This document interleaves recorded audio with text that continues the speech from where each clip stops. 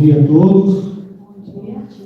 Sejam bem-vindos. Somos poucos aqui, né? Mas graças a Deus estamos persistentes, né? Hoje a gente vai falar sobre um assunto bastante interessante, né? Eu gostaria que o Miquel falasse nós, porque vai ser uma palestra, né? E a gente vai projetar algumas coisas aqui. O assunto hoje vai ser sobre Espírito de Profecia. Eu sei que nesse país aqui a gente percebe que a igreja em si não aceita muito bem, né, o Espírito de Profecia, né? Então eu pensei em fazer um estudo sobre isso. Então, assim, que esse estudo possa ser bom para nós, né? E possa animar nós a lermos mais, né, a profecia, né? Muito obrigado, viu? Então, os dois últimos botões, né? Por que creio ser Ellen White uma profetisa? Eu, particularmente, eu tenho um agradecimento a Deus maior a fazer, porque eu confesso para vocês que eu tive uma experiência em relação à profecia. Mas no decorrer da palestra vocês vão perceber isso aí. Bom, aqui nós temos aqui a Review and Help, né? Que é a casa publicadora da igreja, que inclusive foi fundada por Ellen White, né? O Ellen White ajudou a fundar essa instituição, né? Aqui nós temos o sanatório de Battle Creek, que também teve a colaboração de Ellen White, né? Na sua instituição, né? Aqui temos ela, assim como a gente vê nos postes, né, da igreja. Aqui temos ela mais idosa. E aqui a carruagem que ela viajava, muitas vezes doente, né, com o marido dela, para vários lugares. Estou apanhando aqui, mentira. Você crê no Espírito de Profecia e no ministério de Ellen White? É uma pergunta assim que você tem que fazer para você mesmo. Eu creio no Espírito de Profecia?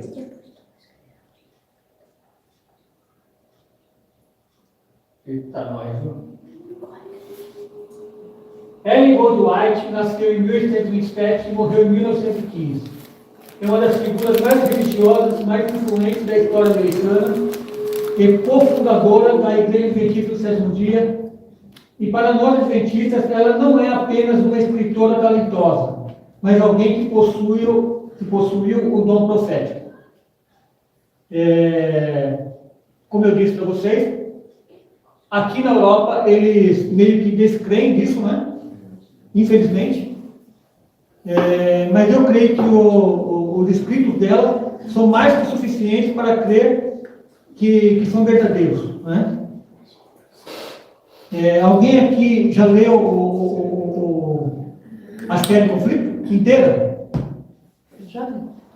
A série Conflito? Entendeu? A série Conflito são patriarcas e profetas e reis, desejar das nações e Atos dos Apóstolos, né? E Grande Conflito, né? Tem no aplicativo, hoje é tão fácil. Você tem no aplicativo, né? Você tem no celular, é fácil de achar. Nascida em Gorham, Miami, Ellen e sua família eram metodistas fervorosos. Sua vida mudou drasticamente aos 9 anos, quando foi atingida no rosto por uma pedra, o que a deixou desfigurada e com a saúde debilitada por anos. O grande desapontamento de 1854, ela fez parte do movimento milerita, que guardava a volta de Jesus em 22 de outubro de 1854. Quando o evento não ocorreu, o grupo se dispersou. A primeira visão. Em dezembro de 1854, aos 17 anos, ela teve a sua primeira visão, que confortava os crentes decepcionados, mostrando o povo de Deus caminhando para a Nova Jerusalém. Ministério. Casou-se com Tiago White em 1856 e juntos viajaram extensivamente pelos Estados Unidos, Europa e Austrália. Vocês veem que a Europa, que poderia ter sido influenciado mais por ela, né? Porque ela esteve por aqui, inclusive, né? Ela desempenhou um papel vital na organização da denominação, na reforma da saúde e no sistema educacional adventista. Faleceu em 16 de julho de 1915 em Santa Helena, na Califórnia. Provas bíblicas do dom profético. Nós, adventistas, não acreditamos que Ellen White substitua a Bíblia, a qual chamam de regra de fé e prática. Nós, adventistas, afirmamos que ela cumpre as características bíblicas de um profeta verdadeiro, porque ela tem o testemunho de Jesus. Segundo o Apocalipse 12, 17 e Apocalipse 19, 10, a igreja remanescente dos últimos dias teria o testemunho de Jesus, que é definido como o Espírito de profecia. Para os adventistas, o ministério de Ellen White é a manifestação desse dom.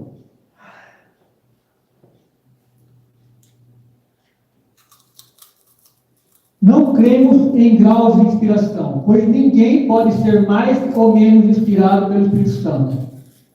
Né? Por exemplo, um profeta, ele não tem mais poder do que o outro. Moisés, apesar de ter sido um grande profeta, ele não tinha mais autoridade do que Elias, Eliseu, ou qualquer outro profeta da Bíblia. Na Bíblia há profeta canônico e profeta não canônico. Profeta canônico é que tem autoridade regente. Alguém pode me citar algum profeta canônico da Bíblia? Qual, Jana? Pode falar, João. Abraão. Hã? Abraão. Não, Abraão não foi canônico. Ele foi um profeta, sim, mas não foi canônico. Então, ele Abraão, ele foi um profeta não canônico. Abraão, a autoridade funcional era regida pelas Escrituras. Abraão, se bem que naquela época não existia as Escrituras, né? Abraão, na verdade, ele era um profeta que ele tinha contato direto com Deus, mas ele não existia a Escritura naquela Ele época, era né? patriarca, né? Ele era patriarca, mas ele era profeta também. Abraão também era profeta. Moisés seria um canônico. Moisés era um profeta, por incrível que pareça, ele é um profeta não canônico. Por que ele é um profeta? O que caracteriza um profeta canônico de um profeta não canônico? É regido pelas Escrituras. Hã? Ele é regido. Não, todos os profetas são regidos pelas Escrituras. Todos, sem exceção. O que caracteriza um profeta não canônico é que o profeta canônico, ele tem o seu nome no livro. Por exemplo, Não tem livro de Moisés. Moisés não tem nenhum livro no nome dele. Moisés ele escreveu 5 livros, O Pentateuco. mas não tem nenhum livro no nome dele. Não tem livro de Moisés. Isaías. Isaías já é um profeta canônico, porque tem um livro no nome dele. Entende? Daniel. Agora. Eu peguei uma série de. Deixa eu pegar. A Jana quer falar um. Pode falar, João. Lucas. Lucas. É canônico. Lucas, na verdade, ele não era bem um profeta, mas. Não é aquele, mas tem o livro no nome dele. Mas ele não era profeta. Eu citei aqui, eu peguei alguns livros de alguns profetas que não são canônicos. Natan, ele era um profeta. Foi na época de Davi, né? Só que ele não era canônico. Por quê? Porque ele não tem o livro dele, né? A profetisa Hulda também não era canônica. A profetisa Débora também não era canônica. O profeta Aías também não era canônico. O profeta Gade não era canônico. O próprio João Batista não é um profeta canônico. João Batista. O Batista foi considerado um grande profeta, né? O profeta Ada também não era. Balaão, apesar dos pesares, ele era um profeta, né? Não, canônico. Só que não era canônico. Né? Davi também era profeta. Davi foi um profeta, só que não foi canônico. E Moisés. Esse de Moisés eu achei até estranho, porque, né? Afinal de contas, tem 5 livros que ele escreveu, né? Então, assim, Profeta canônico tem autoridade regente, né? Para você, por exemplo, fazer uma pesquisa, para ver se esse profeta que está falando aqui, ele diz a verdade, ele tem que estar de acordo com a autoridade regente, certo? Se esse profeta aqui, ele falar e não estiver de acordo com esse, então ele não é profeta verdadeiro, é um profeta falso, né? Nós, adventistas, cremos que Ellen White é uma profetisa não canônica e tem autoridade funcional regida por esses aqui, né? Os testes bíblicos aplicados. Conforme a Bíblia, a lei é o testemunho. Se eles não falarem segundo essa palavra, é porque não há luz neles. Isaías 8:20.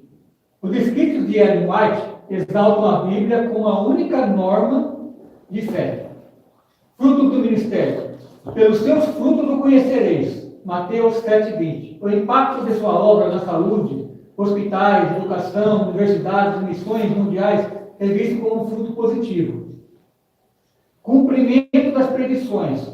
Embora seu foco fosse exortação, ela previu eventos como a Guerra Civil Americana e o crescimento do espiritismo moderno.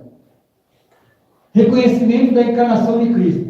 Todo espírito que confessa que Jesus Cristo veio em carne é de Deus. 1 João 4:2. Seus escritos, especialmente os das nações, focam intensamente na divindade e humanidade de Cristo.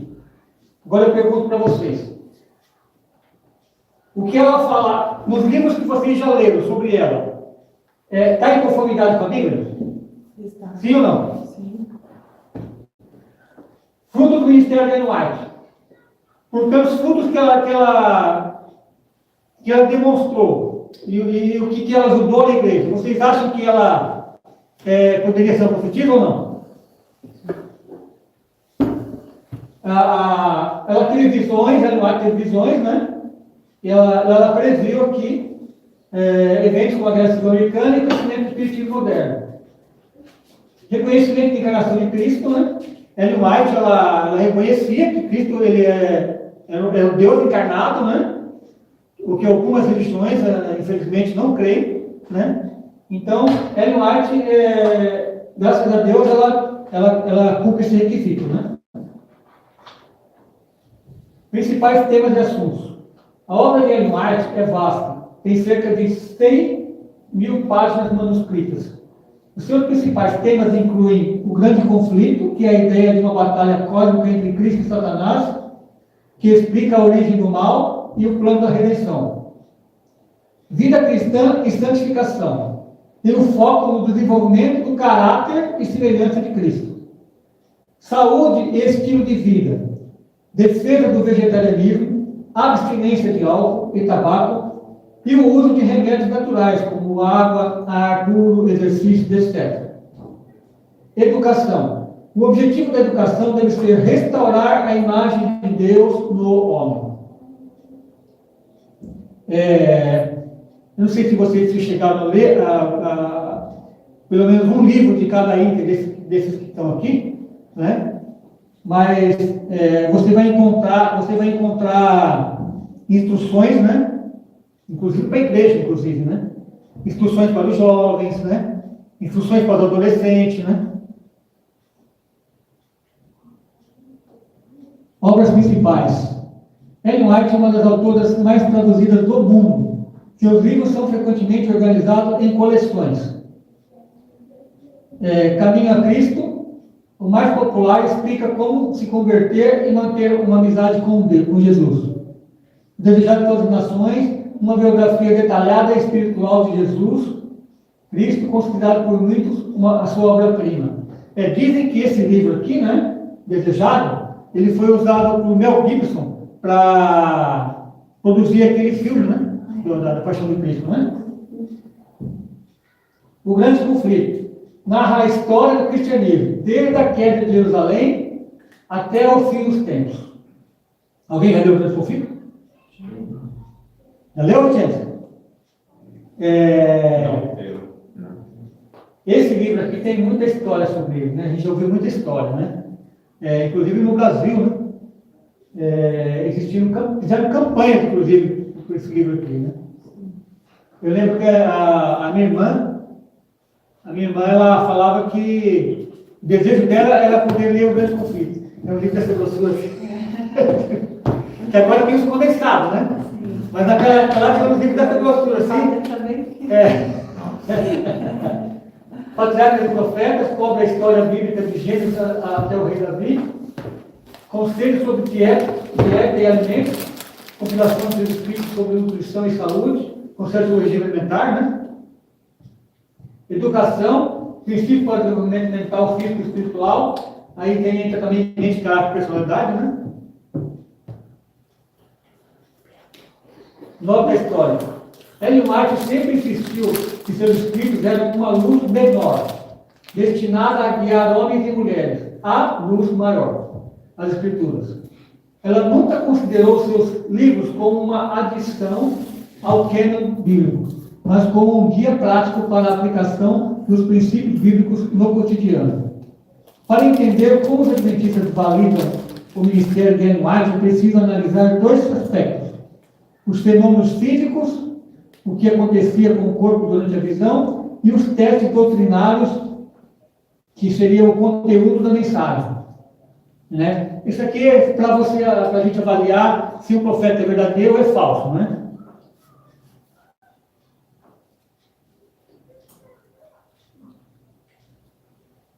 A acusação muito frequente feita contra a Igreja Adventista é que a crença no dom profético de Ellen White contradiz o princípio protestante só da Escritura, né? É uma crença mentirosa e se constitui uma transgressão ao nono mandamento, ou seja, é um falso testemunho. Por exemplo, se você está dando estudo com uma pessoa, essa pessoa é evangélica, e ela fala para você que a igreja está errada e que a igreja não prega só a Escritura, ela acha que fala sobre isso, ela está sendo ela está tendo um falso testemunho. Ela está equivocada. Essa pessoa, ela tem que ler os escritos de Ellen White para depois ela poder falar alguma coisa. Se essa pessoa, ela leu os escritos de Ellen White e ela depois ela vê que são verdadeiros, tudo bem. Mas se ela lê os escritos de Ellen White, que está desses assuntos aqui que a gente está falando, e ela continuar com a opinião dela, ela está dando um falso testemunho. Ellen White e o princípio só da Escritura. A necessidade de um retorno ao grande princípio protestante, a Bíblia e apenas a Bíblia, como regra de fé e prática. A própria Ellen White falava que as pessoas deveriam ir para a Bíblia. E que a Bíblia, em primeiro lugar, aos escritos dela. Né? O Grande Conflito, página 204 e 205. Assumimos a posição de que a Bíblia, e somente a Bíblia, deveria ser o nosso guia.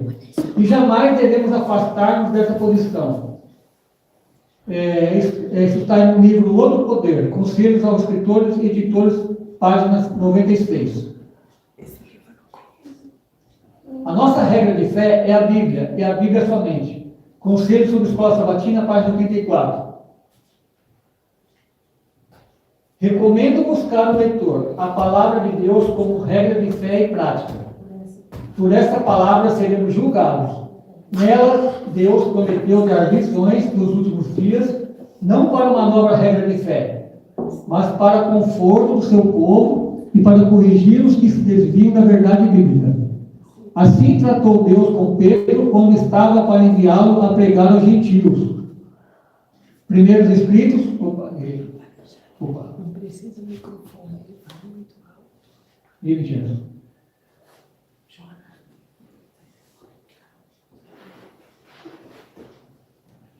Primeiro Escrito, página 78, né?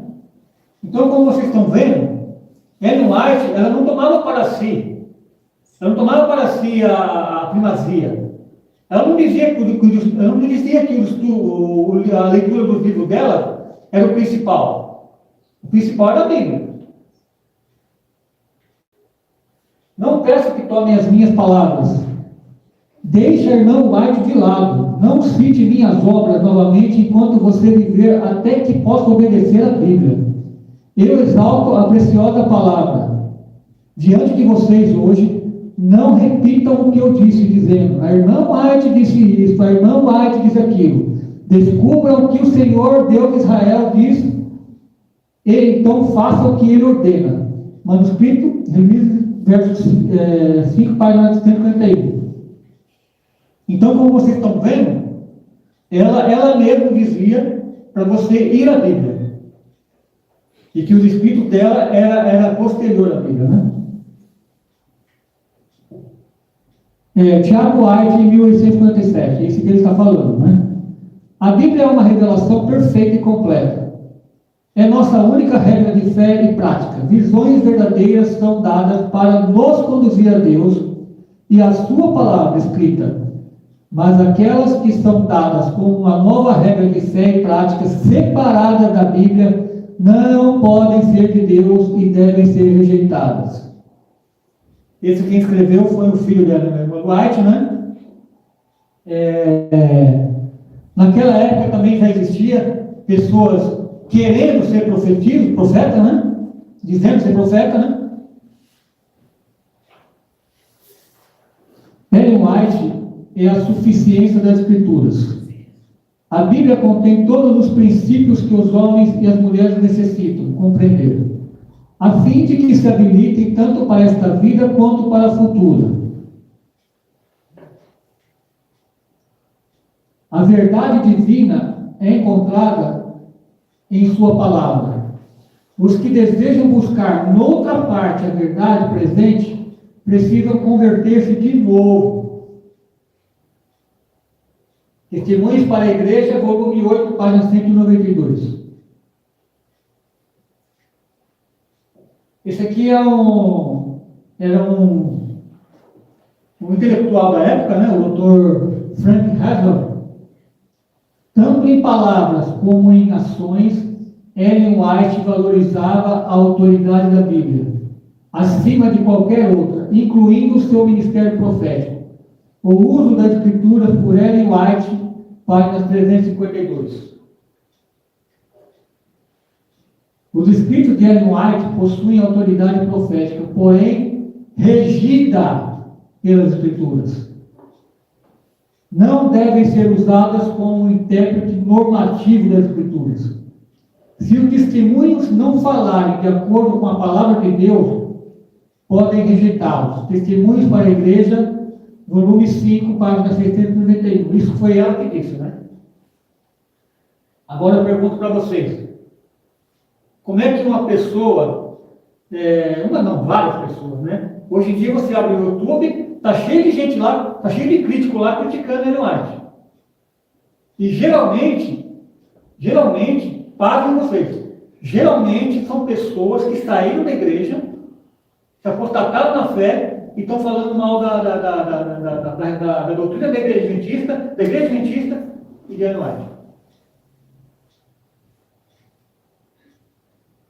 Os escritos de Ellen White possuem autoridade profética, porém regidas pelas Escrituras. Não devem ser usados como um intérprete normativo das Escrituras. A Bíblia, a autoridade regente, e Ellen White, a autoridade regida. Portanto, como a gente tinha comentado antes, né, por essa lista que eu passei para vocês, né, Ellen White, acreditamos nós adventistas, ela se encaixa nessa lista aqui que eu passei para vocês, dos profetas não canônicos. Ellen White, portanto, é uma profeta não canônica.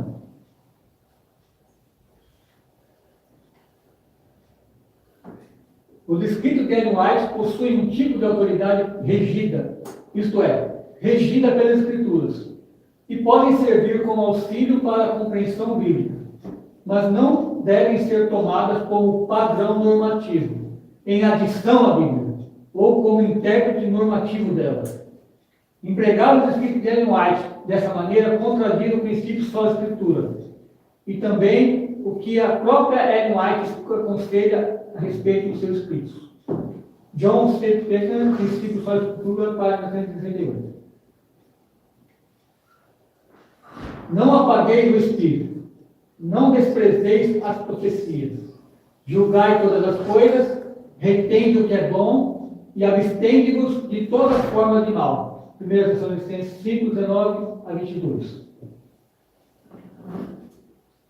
Crede no Senhor, vosso Deus, e estareis seguros. Crede nos seus profetas e prosperareis. 2 Crônicas 20, 20. Características físicas do profeta visão. Bom, agora a gente vai entrar agora naquelas características que a gente tinha comentado, né?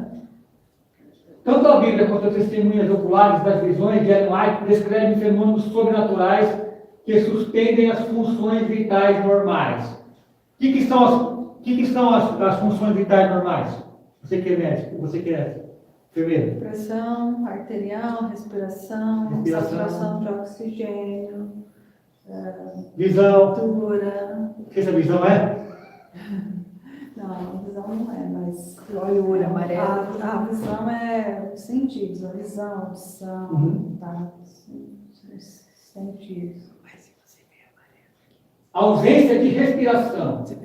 Na Bíblia, Daniel descreve sua experiência profética dizendo: não restou força em mim, e não ficou em mim fôlego. Daniel 10, 17.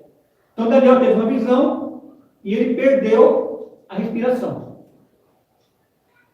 Em Ellen White, registros médicos contemporâneos como o Dr. Drummond e o Dr. Brown atestaram que durante as visões, que podiam durar 15 minutos a 3 horas, ela não respirava mesmo quando falava ou se movia. Né? Claramente alguma coisa sobrenatural, né? Porque humanamente é impossível a pessoa respirar. Olhos abertos e perda de força inicial. Balaão é descrito como aquele que cai, mas tem os olhos abertos. Balaão, como a gente comentou aqui agora, está essa listinha aqui, né? Ele era um profeta não canônico, né? Ainda que quase que profetizou contra Israel, né? Mas Deus não permitiu que ele profetizasse contra Israel. Ellen White, ela geralmente caía suavemente, perdia as forças físicas temporariamente e em seguida recebia uma força sobrenatural, permanecendo de olhos abertos, mas sem percepção do ambiente ao redor, focada apenas no que lhe era mostrado. É como se a pessoa ficasse assim, com o olho estatalado assim, mas ela não percebia nada que estava em volta dela. Força sobrenatural. Daniel menciona que uma mão o tangeu e o firmou. Em Ellen White, há relatos documentados em 1855, onde ela segurou uma Bíblia de quase 9 quilos, com o braço estendido por cerca de meia hora. Algo fisicamente impossível para sua compreensão física debilitada na época. Uma Bíblia de 9 quilos. Vocês já viram aquela Bíblia de cabeceira? Dessa grossura assim? Ela pegou uma Bíblia dela e ficou segurando meia hora na mão assim. O que caracteriza um profeta verdadeiro? Nós, adventistas, aplicamos 4 testes principais para distinguir um profeta verdadeiro de um falso. Harmonia com as Escrituras. O teste da lei. O profeta não pode contradizer o que Deus já revelou anteriormente. Se o profeta, na ocasião, fala para você que o sábado foi abolido, foi trocado, que a igreja tem autoridade para trocar, é sinal de que ele não é o profeta verdadeiro, né?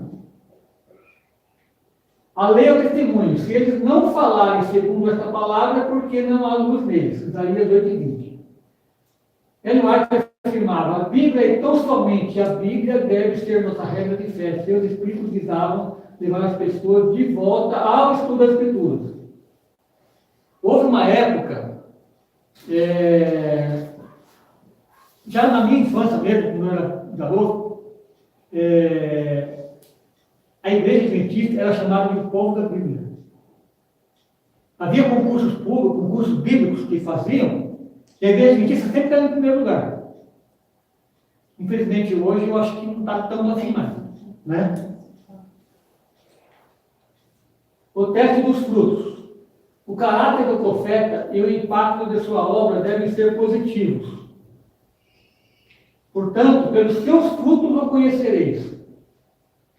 O Ministério de Ellen White resultou em um sistema global de saúde, educação e uma organização religiosa que enfatiza a moralidade e o serviço ao próximo. Então, assim, de todas as religiões que vocês conhecem, qual que é a religião que tem uma doutrina de saúde, que fundou instituições de saúde, como hospitais, clínicas, fora as instituições escolares, né? Como o Adventista. Com medo das profecias. Se o profeta faz predições, elas devem se cumprir exatamente. Quando tal profeta falar em nome do Senhor e o que disse não se cumprir, o tal profeta falou com soberba. É mentiroso. Ellen White previu, por exemplo, o crescimento do espiritismo moderno e deu avisos específicos sobre a saúde, como os perigos do fumo e da gordura dos animais, décadas antes da ciência médica confirmar os seus riscos, né? Mais para frente aqui, vocês vão ver alguma coisa sobre saúde também que eu estou relatando aqui, sabe? Confissão da divindade de Cristo. O centro da mensagem deve ser a encarnação e a salvação por meio de Jesus, né? Nós sabemos que existem religiões aí que não creem que Cristo é Deus, né? Que Cristo é um ser criado, né? Todo espírito que confessa que Jesus Cristo veio em carne é de Deus. O livro Desejado das Nações é amplamente reconhecido como uma das mais belas e profundas obras sobre a vida de Cristo Jesus que já foi escrito, né?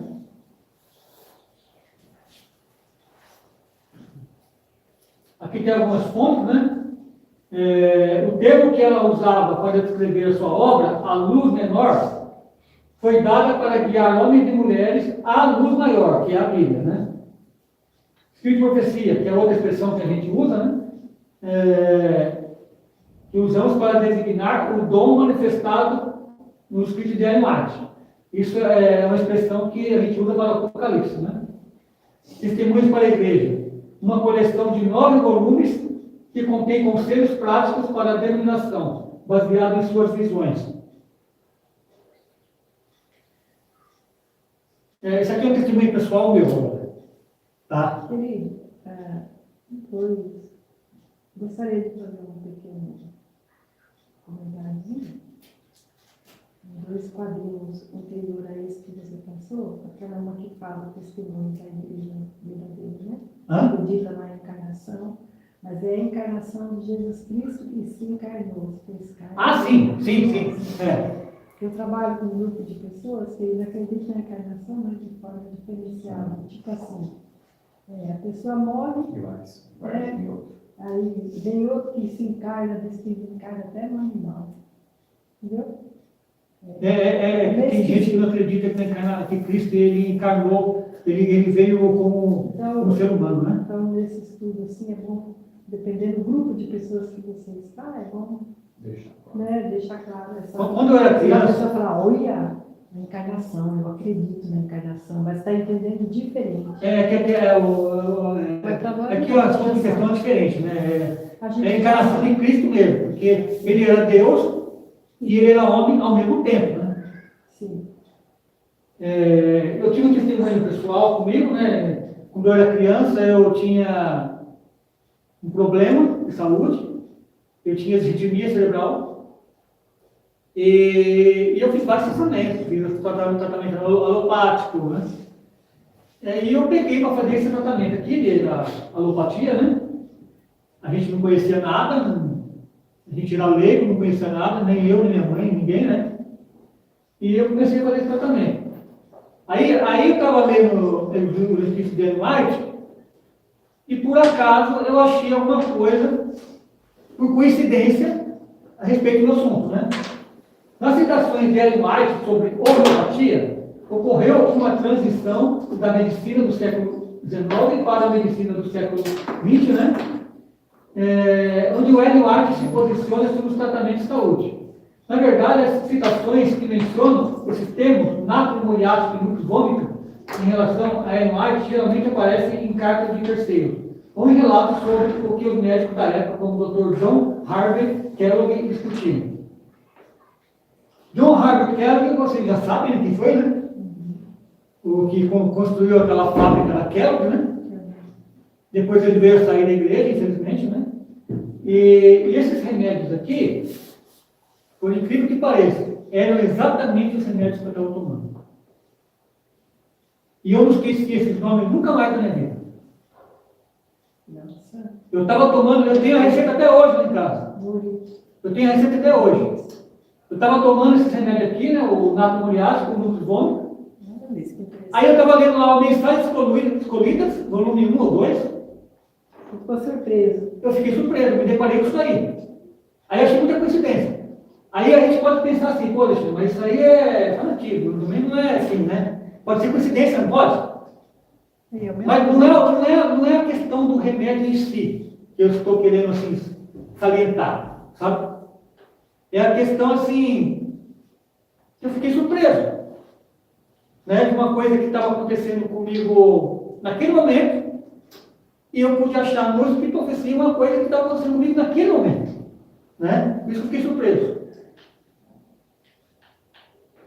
O contexto dos remédios fortes da época de Ellen White, a medicina utilizava substâncias altamente tóxicas como o mercúrio, arsênico, ópio e quinino, em doses elevadas.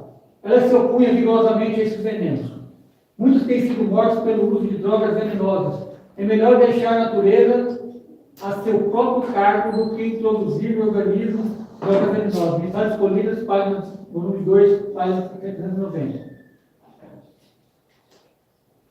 Sobre homeopatia. Embora alguns pioneiros adventistas e médicos da época fossem entusiastas da homeopatia, por ser menos agressiva que a medicina alopática daquele tempo, que usava sangria de mercúrio, Ellen White manteve-se, em sua maioria, silenciosa ou cautelosa sobre o sistema homeopático em si. Por quê?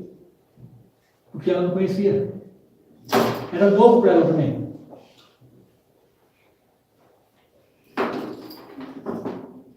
Há um registro em uma carta, em 1860, em que ela menciona que para o seu filho Edson, que estava muito doente, eles usaram alguns remédios homeopáticos, porque não queriam usar os venenos da medicina convencional. A posição oficial, ela nunca escreveu um artigo ou livro endossando a homeopatia, como um sistema inspirado por Deus. A sua ênfase sempre foi nos 8 remédios naturais. Ar puro, luz solar, abstinência, repouso, exercícios, regime conveniente, uso de água e confiança em Deus. É o que a gente sempre leu no escrito dela, né? E sobre saúde, né? Sobre o nato muriático, né? E o lux vômico. Esses nomes aparecem no contexto do Dr. John Harvey Kellogg, o médico que dirigiu o sanatório de Battle Creek. Lux vômica é um composto que contém estricnina, e Ellen White escreveu especificamente contra o uso de drogas como a estricnina, o ópio e o mercúrio, pois os considerados destrutivos para o sistema nervoso. A confusão de fontes. Frequentemente, citações de médicos adventistas da época que praticavam a homeopatia são confundidos com os escritos de Ellen White. No índice oficial de seus escritos, Comprehensive Index to the Writing of the Ellen White, esses termos farmacológicos específicos não aparecem como recomendações dela, né? Então, Ellen White não aprovava. Não conhecia muito bem, mas conhecia alguns remédios que eles usavam, né? Que seria esse estricnina, né? Que eles usavam aqui no caso do remédio aqui, né? O que ela realmente defendia? Seu foco não era a substituição de uma droga por outra, diluída, mas a mudança do estilo de vida. No livro A Ciência de Bom Viver, ela resume a sua filosofia. Empregando os remédios da natureza para a cura da doença, o esforço exigido da nossa parte será muito maior do que muitos estão dispostos a fazer.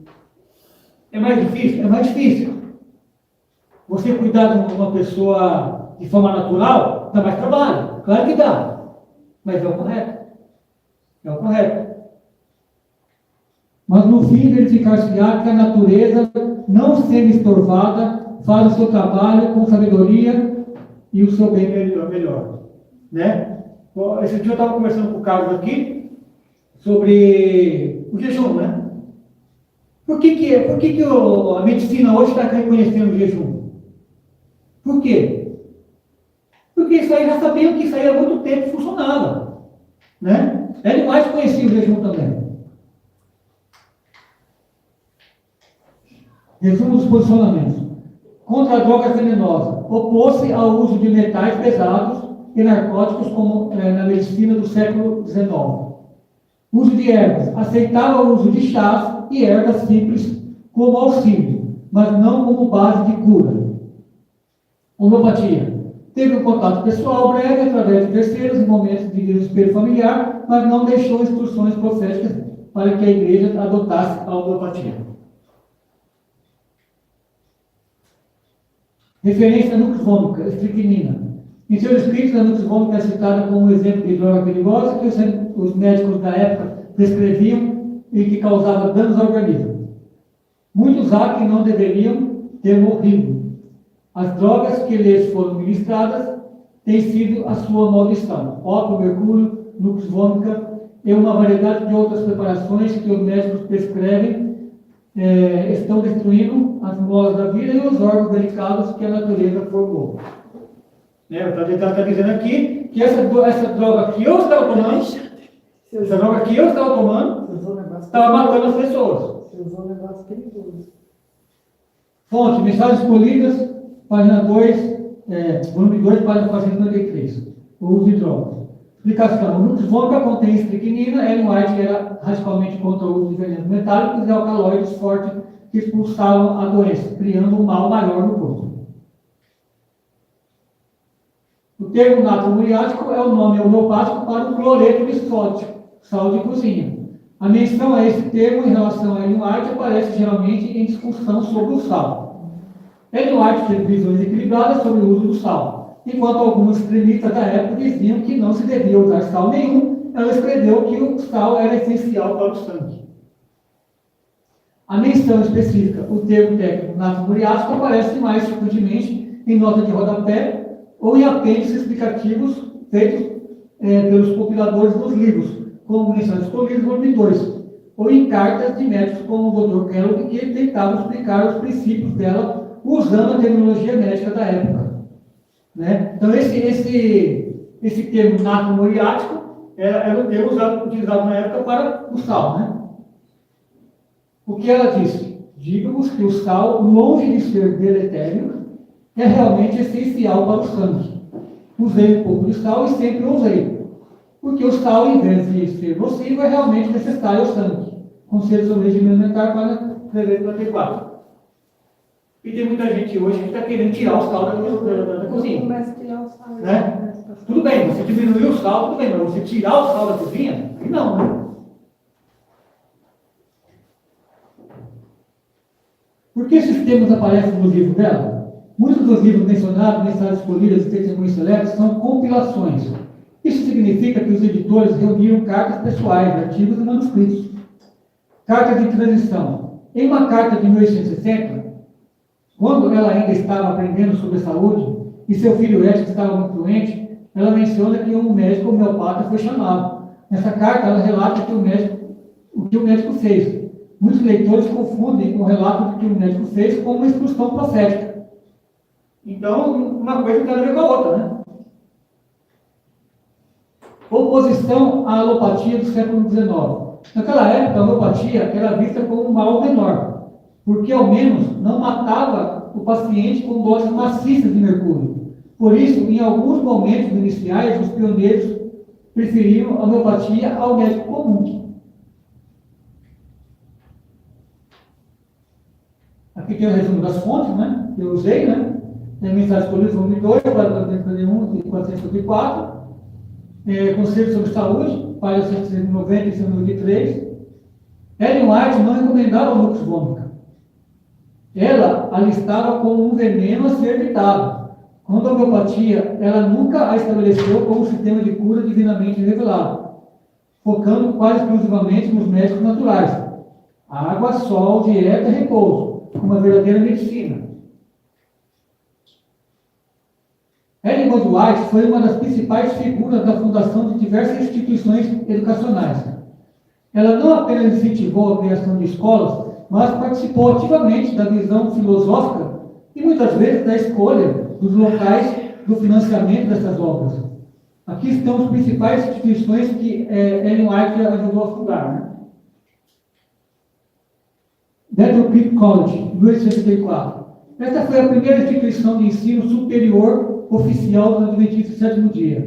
Localizada em Michigan, Estados Unidos, Ellen White foi uma das maiores entusiastas do projeto, defendendo que a educação deveria equilibrar o desenvolvimento mental, físico e espiritual. Mais tarde, essa escola foi transferida e se tornou a atual Andrews University.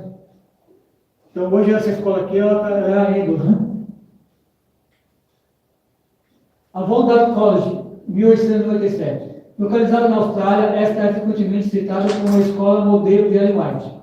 Ela viveu na Austrália durante a década de 1890 e envolveu-se pessoalmente em cada detalhe, desde a compra do terreno em Cornwall até a definição do currículo, que focava fortemente em agricultura e trabalho manual junto aos estudos acadêmicos.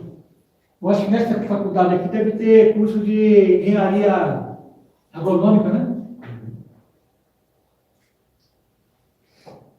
Healthbrook College, 1882. Fundada na Califórnia, foi a segunda faculdade da denominação. Ellen White deu forte apoio à sua criação para atender a juventude da costa oeste dos Estados Unidos. Hoje, a instituição sucessora é a Pacific Union College.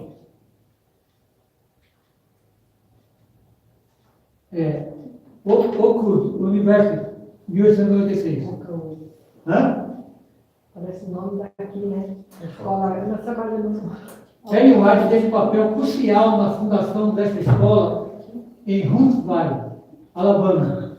Ela insistiu que a igreja deveria estabelecer uma instituição voltada especificamente para a educação de pessoas negras no sul dos Estados Unidos, em um período de forte segregação e desigualdade.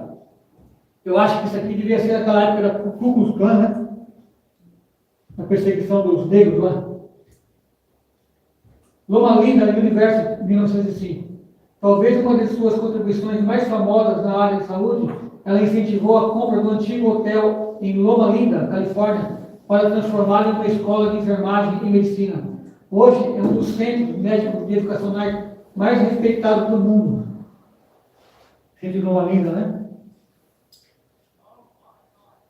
O legado educacional. Ellen White não era apenas uma doadora. Ela escreveu extensivamente sobre o tema. Seu livro, Educação, define os princípios que regem a rede educacional adventista até hoje, que é uma das maiores redes confessionais do mundo. Sua filosofia central era de que a verdadeira educação significa mais do que a preparação para a vida presente. Visa o ser todo e todo o período da existência possível ao homem. Ministério de Publicações. Ellen G. White desempenhou um papel fundamental no estabelecimento do Ministério de Publicações da Igreja Adventista do Sétimo Dia. A sua influência não foi apenas administrativa, mas baseada no que ela descreveu como visões divinas que orientaram a criação de instituições específicas para disseminar mensagens de saúde, educação e teologia. Abaixo estão as principais editoras de publicações que ela ajudou a fundar nos Estados Unidos.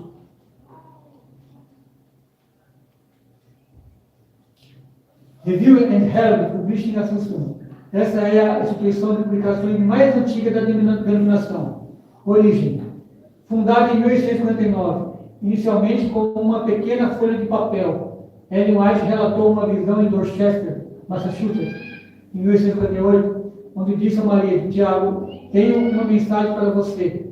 Você deve começar a imprimir um pequeno jornal e enviá-lo às pessoas. Quem já leu os escritos de Ellen White, no princípio da publicação, né, a gente pode perceber que o marido dela, Tiago White, ele ficou doente muitas vezes. E tinha que trabalhar doente para poder fazer esses folhetinhos aqui. Hoje a gente tem várias casas editoras no mundo da igreja, e muitas vezes a gente não dá valor. A gente não dá valor à profecia, a gente não dá valor aos escritos. E era tão difícil fazer essas coisas naquela época, tão difícil no começo. Primeira publicação, o periódico The Present Truth, a Verdade Presente, que mais tarde se tornou Adventista Rebel, a revista Adventista, né? Sede original, Battle Creek, Michigan. Após o incêndio em 1902, a editora mudou-se para Washington e posteriormente para Redstone, Maryland. Foco da edição: livros teológicos fundamentais e as principais revistas da igreja. Pacific Press, Publishing Association, fundada para expandir a mensagem para a costa oeste dos Estados Unidos. Origem: estabelecida em 1874 em Oakland, Califórnia, Ellen White incentivou a expansão para o oeste para que a obra não ficasse centralizada apenas em Michigan. Primeira publicação, o periódico Signs of the Times, Sinais dos Tempos. Tornou-se a principal editora para o público da costa oeste e mais tarde especializou-se em materiais de evangelismo, livros didáticos e publicações em espanhol. Atualmente está sediada em Nampa, Idaho. Eu acho que aqui eles publicam mais na língua espanhola, né? Eu acho que esse editor aqui. Porque lá tem muito espanhol, né? Só Publishing Association, focada no trabalho missionário no sul dos Estados Unidos, especialmente entre a população afro-americana em áreas rurais. Estabelecida em Nashville, Tennessee, por volta de 1901, Ellen White teve um interesse profundo no trabalho no sul, de Stoughton, incentivando o seu filho Edson White a iniciar o Ministério de Publicações naquela região, usando um barco a vapor chamado de Morning Star. O foco era livros voltados para o comportor, venda de porta em porta e revista de saúde. Em 1980, ela se fundiu com a Review and Herald.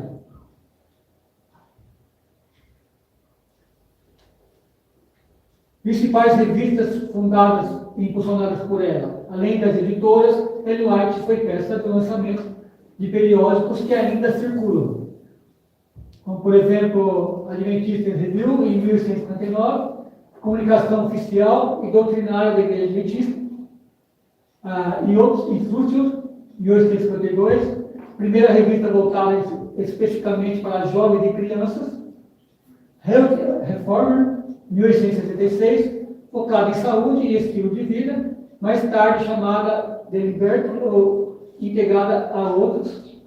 Essa aqui devia ser a Vida e Saúde do Brasil, né? Essa revista aqui, né? Signs of the Times, 1874, revista de evangelismo para o público geral. Para aprofundar sua pesquisa com documentos históricos, você pode consultar Ellen White, Life Statement of the White, página 105 e 107, onde ela descreve a visão original para o Ministério de Publicações. The White States, o site oficial, está aqui o site oficial do escrito dela, né, onde toda a correspondência original sobre a fundação das casas publicadoras. Notas biográficas, relato do detalhe da fundação do Pacific Press e desafios do Battle Creek. Enciclopédia of Seventh Day Adventist, artigos detalhados sobre a revista Adventista e a Pacific Press. Conclusão. Nunca o mundo precisou tanto do suporte profético como nos dias atuais em que vivemos. Nós, adventistas, acreditamos piamente e pregamos que a luz menor tem total relevância para o nosso crescimento espiritual, assim como a luz maior. Seus escritos nos edificam com aconselhamento sobre saúde e cumprimento das profecias que apontam para a segunda vinda do nosso Senhor Jesus Cristo. Creio que estamos na ponta das linhas da estátua descrita na profecia do profeta Daniel. Que possamos, portanto, aproveitar nesse tempo em que vivemos, enquanto ainda temos acesso a todas essas maravilhosas instruções que Deus nos legou através do Espírito Vestido. Sim, somos mais um testemunho, né? Eu trabalhei na Casa Publicadora no Brasil, trabalhei por 10 anos. A Casa Publicadora brasileira, ela cresceu muito, durante muito tempo, né? E não sei se vocês sabem, mas hoje a Casa Publicadora do Brasil é a maior do mundo. é o maior parque gráfico da igreja Adventista do Sétimo Dia. Nós temos essas que nós vimos aqui, né? Essas editoras lá nos Estados Unidos, mas a nossa, ela conseguiu passar a perna em termos de tecnologia. E em construção de prédio, tudo, né? Então, esse é um motivo de muito orgulho para nós, né? Maior do mundo. Do mundo. É a maior do mundo. O maior do mundo, assim, na igreja, né? Da igreja. Então, assim, que nós possamos, Da igreja. nós possamos com mais avidez, né? Ter mais desejo de ler a profecia, que lá está algo que pode nos ajudar a levar a Bíblia. Né? Amém. Amém. Agora já.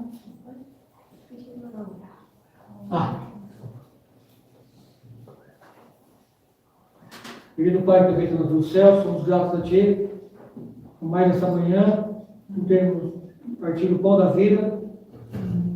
Queremos te agradecer pela luz menor que Tu nos deste, para que nós possamos compreender melhor a Tua palavra e colocar em prática, Pai. Que Tu possa nos abençoar, para que nós possamos ter o Espírito aberto, Pai, para que possamos aceitar e ler mais os escritos que Tu nos revelaste, Pai, através da Tua serva. Para que nós possamos ser levados à luz maior que é a Tua palavra Bíblia. Em nome do Senhor Jesus, pedimos pela unção do Teu Espírito Santo e que Tu possa nos conceder um bom restante de sábado. Amém, Senhor.